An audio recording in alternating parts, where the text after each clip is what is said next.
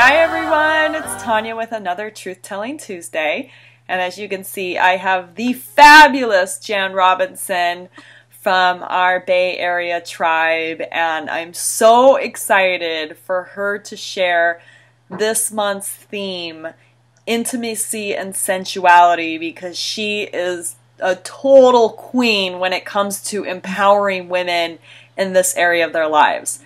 So I would love for Jan to share with you her 3 tips on increasing intimacy in your life. And Jan, I'm just so excited for you to share. So please tell us.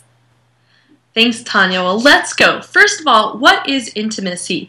Intimacy happens when you allow yourself to be deeply seen and felt by another person.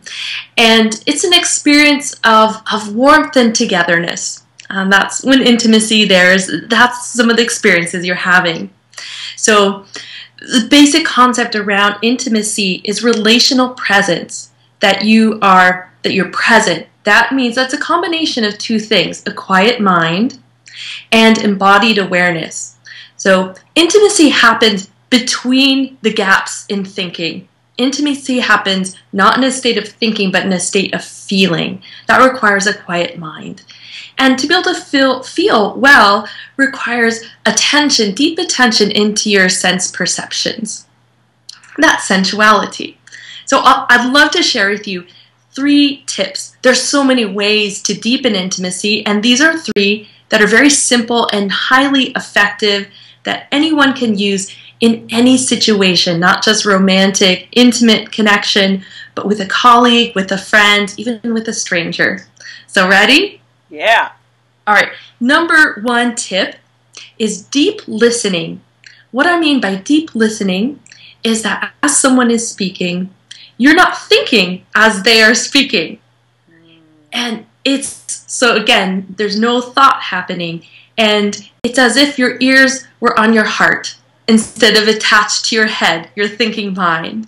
So think of ears on your heart. And that deep listening, really receiving someone as they're sharing, creates instant intimacy.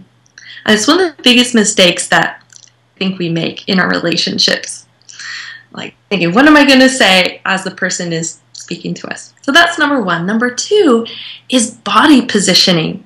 So we all know that someone can be standing uncomfortably close or uncomfortably far away. So that's one thing to be aware of. But another is the angle of your body in relation to another. So the way you and I are sitting right now is the most ultimately intimate body positioning. We're face to face, and our chakras, our energy centers, have a chance to communicate. So I'm experiencing you on all levels. We're experiencing each other on the level of consciousness, love, heart, and our physical vitality, or if you're with someone with the opposite sex, sexual energy. So if you want to feel deeply, intimately connected with someone, you stand face to face rather than off at an angle. So in this way, you can modulate the level of intimacy that's appropriate for a situation. And the 3rd tip is seeing the best and highest in another. You could say, seeing the divine in another. And that can be kind of abstract, so let me give you something more concrete. That's so easy to do. And that is seeing the incorrigibly cute inner child in each person. So right now, I'm seeing the absolutely irresistibly cute, darling little girl, Tanya. And my heart opened.